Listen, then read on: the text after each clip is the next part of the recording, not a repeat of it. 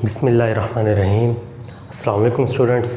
उम्मीद है आप लोग अपने घरों में जो है वो खैरियत से होंगे और इस बरकतों और रहमतों वाले महीने में अपने असातिज़ा को अपनी दुआओं में नहीं भूले होंगे।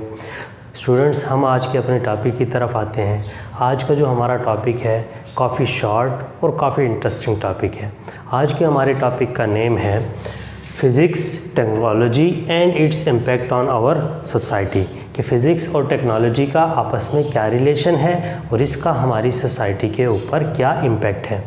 तो स्टूडेंट्स, फ़िज़िक्स और टेक्नोलॉजी आपस में एक दूसरे से क्लोज़ली रिलेट करते हैं, यानी इन दोनों का आपस में एक दूसरे से बहुत गहरा ताल्लुक़ है। फ़िज़िक्स हमारे पास वो नॉलेज होता है जो हम डिफरेंट सोर्सेज से इकट्ठा करते हैं और फिर उसको ऑर्गेनाइज़ करते हैं। दूसरी तरफ टेक्नोलॉजी हमारे पास वो नॉलेज है जो हम प्रैक्टिकल पर्पसेस के लिए यूज़ करते हैं। यानी फ़िज़िक्स में जो हमने नॉलेज डिफरेंट सोर्सेज से गैदर किया है और फिर इसको इकट्ठा किया है, इसको हमने प्रैक्टिकल पर्पसेस के लिए फील्ड में किस तरह यूज़ करना है, इस बारे में हमें समझ आती है टेक्नोलॉजी की मदद से। अगर मैं यहाँ पर ये कहूँ कि हर न्यू टेक्नोलॉजी के पीछे फ़िज़िकल फिनोमिना होता है, तो यहाँ पर ये कहना बिल्कुल भी गलत नहीं होगा, क्योंकि स्टूडेंट फ़िज़िक्स और टेक्नोलॉजी के अंदर आने वाली डेवलपमेंट ही वजह बनती है सोसाइटी के अंदर डेवलपमेंट लाने की।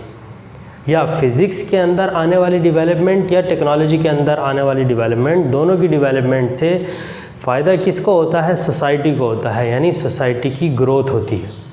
इस बात को समझने के लिए कुछ एग्ज़ाम्पल्स लेंगे।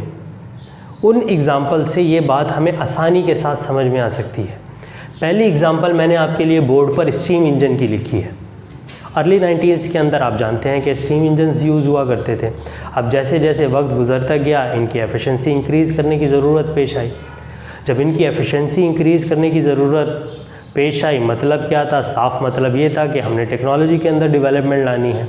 अब टेक्नोलॉजी के अंदर डेवलपमेंट लाने के लिए हमने फ़िज़िक्स की जो हमारे पास ब्रांच थी थर्मोडायनामिक्स, हम उसके अंदर डेवलपमेंट लाए। हमने थर्मोडायनामिक्स के अंदर अपनी रिसर्चेस को इंक्रीज़ किया। अपनी रिसर्चेस को इंक्रीज़ करने के साथ साथ तेज़ भी किया। जब हमने अपनी रिसर्चेस को तेज़ किया तो हमने कई प्रैक्टिकल परफॉर्म किए। कई प्रैक्टिकल परफॉर्म करने की वजह से हमारे पास न्यू हीट इंजन आए। अब उन न्यू हीट इंजन का फंक्शन क्या था? उन न्यू हीट इंजन्स का फंक्शन वही था जो फंक्शन स्टीम इंजन का था, लेकिन दोनों के दरमियान फ़र्क क्या था? फ़र्क लागत का और वक्त का था कि अब जो हमने थर्मोडायनामिक्स में न्यू हीट इंजन्स इन्वेंट किए थे, वो वक्त भी कम ले रहे थे फंक्शन को परफॉर्म करने के लिए और उनके ऊपर लागत भी कम आ रही थी। तो यहाँ पर हुआ क्या कि हम किसके अंदर डेवलपमेंट लाए? हम टेक्नोलॉजी के अंदर डेवलपमेंट लाए। टेक्नोलॉजी के अंदर डेवलपमेंट लाने की वजह बनी फ़िज़िक्स के अंदर डेवलपमेंट लाने की, और रिज़ल्ट में सोसाइटी की ग्रोथ हुई। उल्टा भी हो सकता है। हम फ़िज़िक्स के अंदर सेमीकंडक्टर को स्टडी कर रहे थे। सेमीकंडक्टर के अंदर स्टडी हमारी इतनी आगे चली गई कि हमने सिलिकॉन चिप्स इन्वेंट कर ली। जब हमने सिलिकॉन चिप्स इन्वेंट कर ली तो क्या हुआ? वो कंप्यूटर जो एक बहुत बड़े कमरे में आया करता था, वो कंप्यूटर हमारी टेबल के ऊपर आ गया। अब वो कंप्यूटर जो हमारी टेबल के ऊपर आया करता था, मज़ीद क्या हुआ कि वो कंप्यूटर लैपटॉप की शक्ल में हमारे बैग में आ गया। फिर मज़ीद क्या हुआ सिलिकॉन चिप्स की मदद से कि वो कंप्यूटर जो लैपटॉप की शक्ल में हमारे बैग में आ चुका था, वो हमारे हाथों में टैबलेट की शक्ल में आ गया। और फिर मज़ीद क्या हुआ कि स्मार्टफोन की शक्ल में अब हमारी जेबों के अंदर मौजूद है। तो सेकंड एग्जांपल में आपको क्या बात समझ में आई कि फ़िज़िक्स के अंदर आने वाली डेवलपमेंट वजह बनी टेक्नोलॉजी के अंदर डेवलपमेंट लाने की। लेकिन रिज़ल्ट क्या रह रहा है? रिज़ल्ट कांस्टेंट रह रहा है कि रिज़ल्ट के अंदर हमारे पास सोसाइटी की ग्रोथ हो रही है।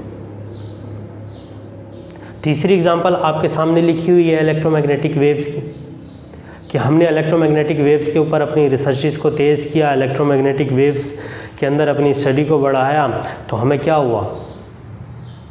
रिज़ल्ट के अंदर क्या मिला? हमें एक कम्युनिकेशन सिस्टम के अंदर इनकलाब मिला कि हमारा कम्युनिकेशन का सिस्टम हर गुज़रते दिन के साथ जो है वो तेज़ से तेज़ तर होता चला गया। पहले 3G टेक्नोलॉजी हुआ करती थी, उसके बाद 4G टेक्नोलॉजी आई और आजकल 5G टेक्नोलॉजी के चर्चे हैं। तो एग्जांपल आपके और मेरे सामने है कि किस तरह EM वेव की स्टडी ने कम्युनिकेशन की सिस्टम में जो है इंकलाब बर्पा किया। तो स्टूडेंट, इस मुख्तसर से लेकिन बहुत ही इम्पॉर्टेंट टॉपिक से हमें एक बात क्लियरली समझ में आ गई कि टेक्नोलॉजी के अंदर डेवलपमेंट लानी है तो फिज़िक्स के अंदर डेवलपमेंट लानी पड़ेगी, और फिज़िक्स के अंदर डेवलपमेंट आएगी तो ही टेक्नोलॉजी के अंदर डेवलपमेंट आएगी। और जब इन दोनों के अंदर डेवलपमेंट आएगी तो रिज़ल्ट के अंदर सोसाइटी के अंदर डेवलपमेंट आएगी, मीन सोसाइटी की ग्रोथ होगी। आज के लेक्चर से स्टूडेंट्स इतना ही। उम्मीद है आज के लेक्चर की आपको अच्छे से समझ में आई होगी। इंशाल्लाह अगले लेक्चर के अंदर मुलाकात होगी। अपनी दुआओं में हमें याद रखिएगा।